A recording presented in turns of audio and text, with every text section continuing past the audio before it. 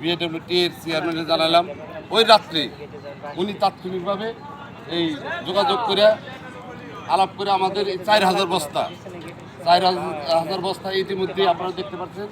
আমরা যে নদীর ভিতরে নদী শাসনের কাজটা করতেছি, আমরা চাই যে এই 4,000 বস্তা না, আমাদের একটা বাড়িঘর ভেঙে গেলেই পুরো হঠাৎ করে এসে বস্তা, আমাদের সম্পত্তি, আমাদের বাড়িঘর ভিটা বাড়ি যাওয়ার পর পুরো কাজ করছে। আমার এই কাজটাই এখন আপনারা এই যে দেখতেছেন সাইডে এই যে ভাঙে চলে যাচ্ছে, এই কাজটা এটুকু ভাঙবে, এখন এই জায়গাটা ভাঙবে। আমরা চাচ্ছি এই কাজটাই বলবৎ থাক, চলমান থাক। এই কাজটাই চলমান থাকলে এইভাবে আর কোনো বাড়িঘর বিলীন হবে না। তা আমার কথা হলো এইটুকু করে চলে যাবে, আবার বাড়িঘর ভেঙে যাওয়ার পর আবার কাজ ধরবে, সেটা আমরা চাচ্ছি না। আমরা চাচ্ছি এইভাবে কাজ ধরুক।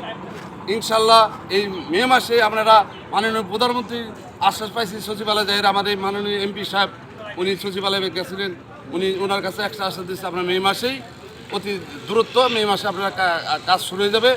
আপনারা যারা বাড়িঘর আছেন, যারা জমি আছেন, তাদের বিল পাই যাবেন। মাননীয় ডিসি সাহেবের মাধ্যমে আমরা এই বিলটা পাবো, তাই সেই আশ্বাসটা আমরা পাইছি। এখন কথা হলো যে এর ভিতরেই এই যে বন্যা দেখছেন, জোয়ার আসতেছে, এই জোয়ারে যিনি বাড়িঘর বিলীন না হয় এইভাবেই যদি এখন হালাবে 4,000 বস্তা, আসলে 1,000 বস্তা হলেই এই জায়গাটা ওখানে ঠেকানো যেত, এই জায়গাটা 4,000 বস্তা লাগতো না। আমাদের এইভাবেই আমরা অতি তাদের বিএডব্লিউটিসি এরাও এই গাফিলতিতে আছে। আমরা চাই যে এইভাবে না হালায়া এখন ট্রাক্টর যেটা ভাঙতেছে এই ভাঙনগুলো আগে ঠেকান।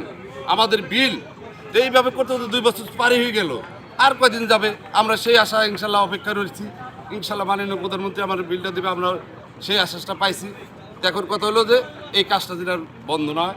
আমার 10,000 পরিবার অলরেডি নদী গর্ভে চলে গেছে। এখন যেই কটা বাড়িঘর আছে এই বাড়িঘরটা যেন আর না যায়, আমার মাননীয় প্রধানমন্ত্রীর কাছে এটাই আবেদন করছি। আমাদের যারা বিএডব্লিউটি এর বিএডব্লিউ অফিসার যারাই আছেন, এই কাজ যারাই করবেন তারাই অতি তাড়াতাড়ি এইভাবে কাজটা করে যান, আমাদের আর বাড়িঘর ভিটে বাড়ি যেন আর না যায়। আপনাদের এই আশাই কামনা করছি। জয় বাংলা। এই দৌলতদিয়া ইউনিয়নের আমার আসলে আমরা নদী ভাঙ্গন এলাকার লোক। আমরা এই দৌলতদিয়া ঘাটটা এক সময় এমন যানজট ছিল, এমন দৌলতদিয়া ঘাটের সুখে শান্তিতে বাস করছি আমরা। আসলে দৌলতদিয়া ঘাট পদ্মা সেতু হওয়ার পর মাননীয় প্রধানমন্ত্রীর কাছে ধন্যবাদ জানাই। সারা বাংলাদেশে যে কাজটা উন্নয়নের কাজ করছে, আমার এই পদ্মা সেতু একটা উন্নয়নের কাজের সাথে যোগ হয়েছে। আমাদের এই যে দৌলতদিয়া ঘাটের এই জায়গার এই বঙ্গের এই রাজবাড়ী জেলার কুষ্টিয়া বাসিন্দা নাই 20 লাখ 10 লাখ পরিবার আমাদের এই একটু কষ্টের ভিতরে আছি। আসলে যে 2-1 কোটি আবার এই পদ্মা সেতুতে পার হয়ে যেতে যেভাবে যোগাযোগের ব্যবস্থা মাননীয় প্রধানমন্ত্রী করছেন, আসলে আমার একটা লোকের জন্য যদি 10টা লোক পায়, আমরা সেইটাই আল্লাহর কাছে ধন্যবাদ জানাই, মাননীয় প্রধানমন্ত্রীর কাছে। তা আমাদের যদি পদ্মা সেতু হয়েছে, আমাদের ইনশাল্লাহ আমরাও তার ধন্যবাদ জানাই, আমরাও খুশি। এখন পাশাপাশি যদি এই নদী শাসনটা আমাদের করে দিত, আমাদের আর কোনো দুঃখ ছিল না। আমাদের আবার কিছু লোকজন এই কর্মস্থানে আবার ফিরে আসতে পারত, এই দৌলতদিয়া ইউনিয়নবাসী। এই বলে আমার কথা শেষ করছি। জয় বাংলা, জয় বঙ্গবন্ধু।